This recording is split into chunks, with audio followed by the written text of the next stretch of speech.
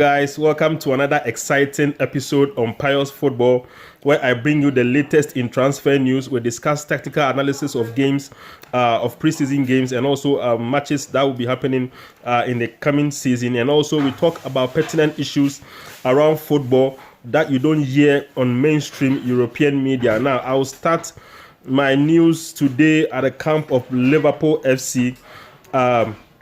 The news coming in as of late last night was that the move for Fabinho was actually stalled. But the reason why the move is stalling will surprise you. Now, it is rumored that in Saudi Arabia, there are certain breeds of dogs that are not allowed in the country. Now, unfortunately for Fabinho and for Liverpool, the move is actually on hold currently because Fabinho has dogs, two of his dogs that are his pets that he travels with and live with him in Liverpool currently. He wants to take them to Saudi Arabia in Jeddah.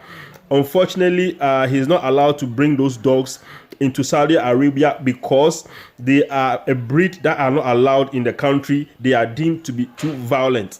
Now, at the moment, there are trying to Liverpool and the Saudi authorities are trying to sort out the controversy by trying to see if the dogs will actually the solution that they are proposing is that the dogs will be housed in Bahrain. Now, you remember Bahrain is a bordering nation to Saudi Arabia. Now, they are hoping that the dogs will be housed somewhere in Bahrain, and then Fabinho would be visiting the dogs in Bahrain whilst playing in Jeddah.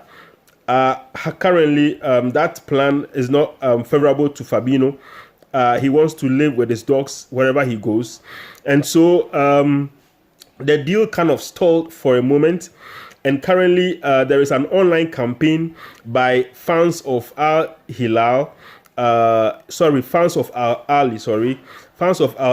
Ali to try and force the hand of the Saudi government to allow the dogs to come to Jeddah. They are hoping that they will make a case, a special precedent or a special case of Fabinho's situation. So currently, the problem with the Saudi Fabinho to Saudi deal is his pet dogs that are not currently allowed in Saudi Arabia, and for which reason the deal has stalled because he cannot make the move if the dogs cannot be allowed into the country. Remember, a 40 million euro bid was accepted by Liverpool. It was rumored to be a touch and go deal, as I said on this episode. Unfortunately for us, the dogs, the Coutinho's dogs, Fabinho's dogs are currently the only reason why the deal is currently stalled. So let's hope that the Saudi government will make a special precedent or a special case for these dogs to be allowed into the country, and then the online petition by the Ali fans will actually work the magic for the deal to go through. Now, remember, this is a very important deal for Liverpool. 40 million euros for Fabinho. It's a good deal, and they are looking to take the money and reinvest it in other midfield targets. Now, in the case of talking about other midfield targets, you remember they are looking at Romeo Lavia. I told you earlier in my previous episode that they are their main target for that replacement for Fabinho was a Crystal Palace midfielder, Chukweze. However, Crystal Palace are unwilling to sell the player. I told you that they put 70 million pounds price tag on the midfielder, and Liverpool are unwilling to pay 70 million pounds for Chukweze. So they have gone back to their initial target of Romeo Lavia. Remember, I told you Romeo Lavia will cost Liverpool somewhere around in the region of 40 million pounds. They are looking to take 50 million pounds. However, I told you that the player has a 40 million pound release clause next year that can only be activated next year. So if Liverpool want Romeo Lavia now, they would have to pay the 50 million pounds that Southampton are looking for. And my sources are confirming that yes, indeed, Liverpool are currently negotiating for Romeo Lavia, and a deal might actually be struck by late this week. As soon as the Fabinho deal goes through, a deal for Romeo Lavia will actually be agreed between Liverpool and Southampton. So fingers crossed on that deal. Also, at the camp of Chelsea, now they have rejected 2 bids. A bid from Fulham for Hudson Odoi has been rejected, and also a bid for this guy Conor Gallagher has been rejected from West Ham. Remember, I told you that West Ham were interested in Conor Gallagher. Now, the surprising bit is that a 37 million pounds plus 3 million pounds add-ons bid was rejected late last night by Chelsea from West Ham, which is surprising because Chelsea were open to, selling Conor Gallagher. But also, I told you on this previous episode that Pochettino is interested in Gallagher. He has told the board that Gallagher is someone who is interesting to him for his project. Mind you, they have not been able to sign Moises Caicedo. That move has stalled at the moment, so it doesn't make sense that Chelsea would actually let Conor Gallagher go because they'll be losing a very good midfielder. So it makes sense that now there's been a U-turn by the Chelsea hierarchy. They are unwilling to sell Conor Gallagher at the moment. So let's see.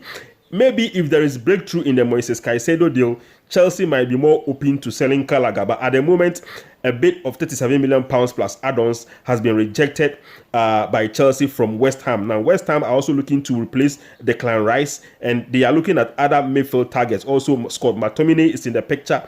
So hopefully, maybe they will look at the camp of Manchester United and try and bid for Scott McTominay if Conor Gallagher is not going to be attainable. Also, at Chelsea, I told you that Hudson Odoi has been a subject of interest from several clubs. Lazio have contacted Chelsea, and Chelsea are favorable to the move for Lazio to buy Hudson Odoi. Remember, Lazio is coached by former Chelsea manager Mauricio Sarri, who used to coach Chelsea, and now he's at Lazio, and he's interested in Hudson Odoi. Remember, he coached Hudson Odoi at Chelsea, and so he's familiar with the guy, and he wants him at Chelsea.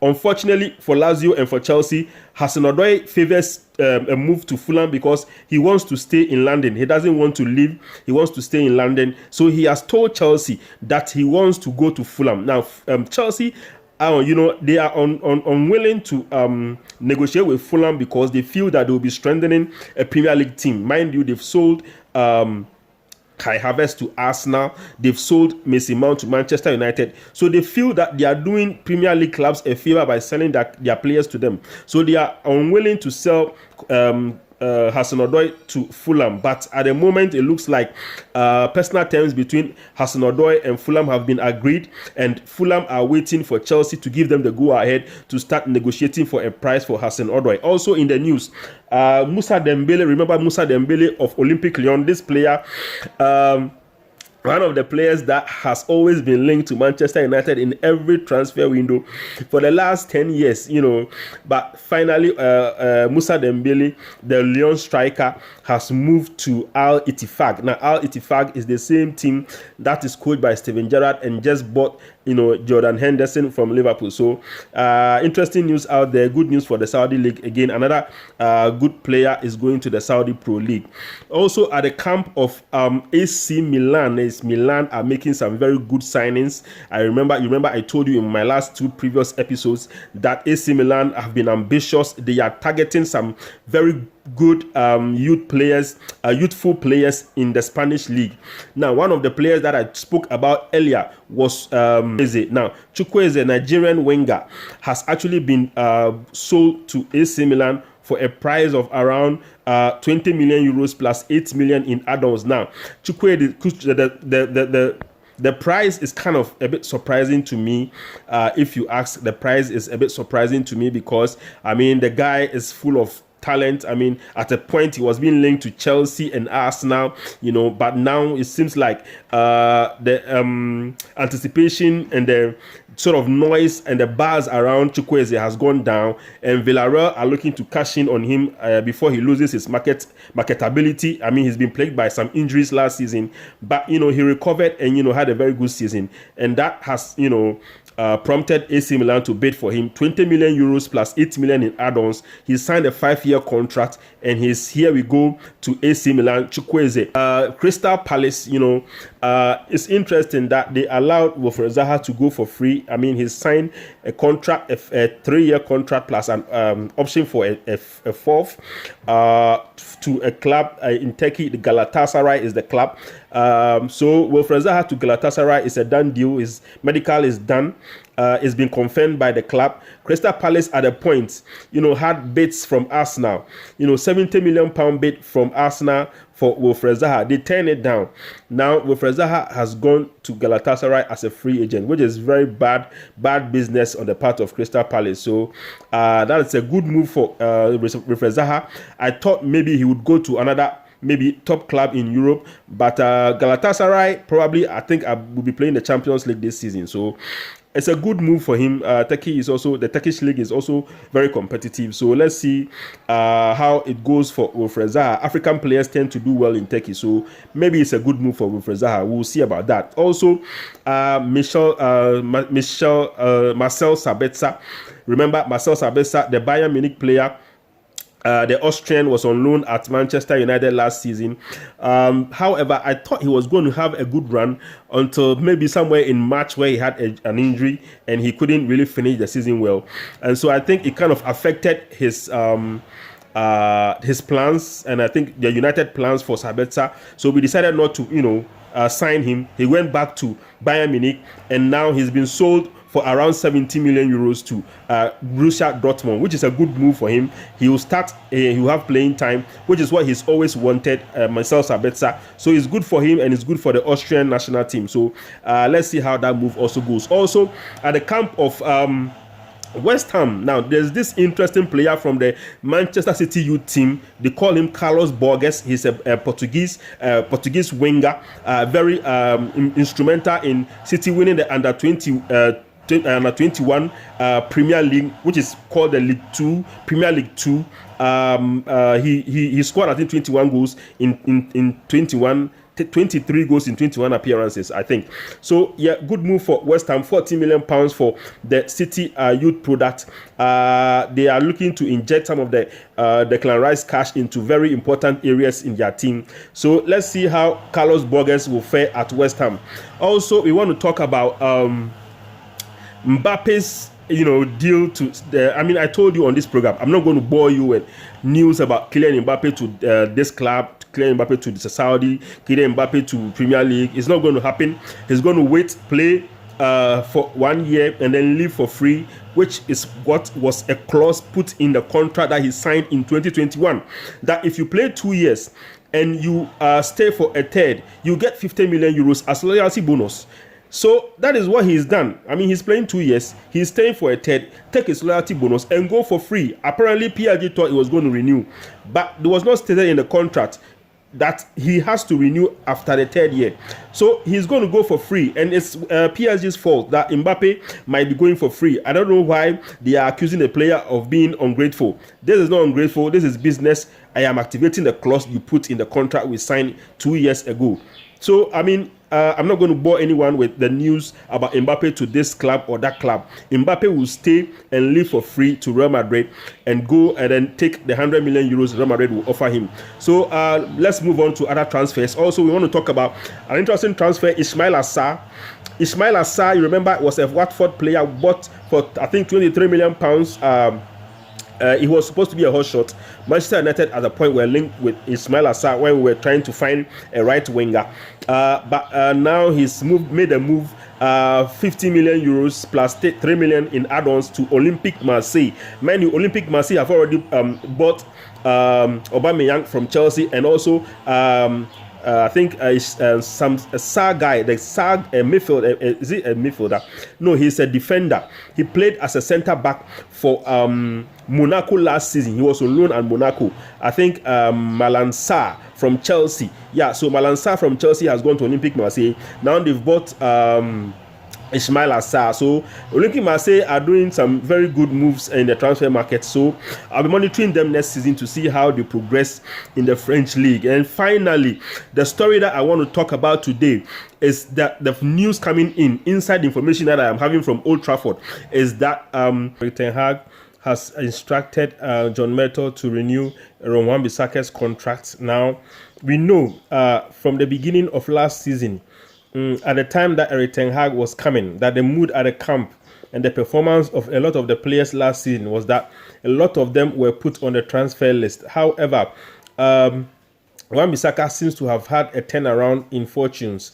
Now, remember at the beginning of the season when we were playing the games prior to the World Cup, Wan-Bissaka got injured during our preseason tour in Asia, so he was not involved in a lot of the games that we played at the beginning of the season. However, his fortune seems to have turned after the World Cup. Now, remember a game we played in December before Christmas. I think it was on Christmas Eve or before Christmas. We played against Burnley in the Carling Cup, or the League Cup, sorry. And he had a very good performance. He put in a very good performance. He had a one assist. He provided an assist for Christian Eriksen to score. I think some of you will remember that goal. And since then, in the previous preceding games, he played an FA Cup game and then a league game. So he was very instrumental from that moment onwards. I mean, he seems to have taking over the right back position, surprisingly, from Diogo Dalot. Remember, Dalot went to the World Cup, and when he came back, he seemed to have suffered a bit of fatigue, and Wan-Bissaka took advantage of that as a result of his performance in the League Cup, and then he sort of came back strongly, and then he improved. And Ten Hag made a press conference recently, and he said that Wan-Bissaka's turn in fortunes was down to the work that the backroom staff have been doing to try and develop some of the players, which is a very good news for the Manchester United fans, because if a manager is coming in and not demanding that players be sold entirely, but also developing the talent that we thought, were not good enough at the club, then I think it is good news. Remember, Jadon Sancho was sent out for some sort of personal training in Holland to try and get back his form. He came back a bit improved, but hopefully we are praying that this season he will come into his own. So the same thing that applied to Wan-Bissaka. Ten Hag says that Wan-Bissaka has developed. He's responded to the training by the backroom staff, which is very good for us. But looking back at Wan-Bissaka's career, he started playing as a winger, which is quite baffling. Why he's sort of struggling to play offensively. You remember one of the concerns about United fans and then a lot of pundits about Manchester United's right back position was that Wan-Bissaka was not really good going forward. He wasn't providing a lot of answers to for Manchester United, that the questions that teams were posing to Manchester United when we were moving forward and trying to attack from the right flank. And so it was a bit weird that as a winger who was transformed to a right back because he was good with tackling, that he wasn't really good going forward. It was kind of a conundrum, but right now he seems to be very comfortable going forward. Although from my own personal opinion, I think that it's not really it's a bit premature to offer Wan-Bissaka a contract renewal. Mind you, he has 1 year remaining on his contract. We have a right to trigger an extension of another year, and so that will make it 2 years. My opinion is that we should actually observe him for another season and trigger that 1 year extension in his contract, making it 2 years. And then let's observe him for this season and see how he will play before we renew his contract. I think that Manchester United as a club are too quick to offer contract renewals to players. The case of Phil Jones is a perfect example. So let's just wait and observe him. But right now, he seems to be doing well in attack. And right now, it also looks like Eric Ten Hag prefers him as our preferred number one choice for the right back position, which is a very interesting improvement from last season. So let's see how that goes. Now, my own point of view is that we should wait, but let's see if the contract will be offered him before the season starts or during the season, and then we will analyze the situation and see if he is good enough to hold down the right back position for Manchester United going forward. Thank you very much for staying with me. Bye.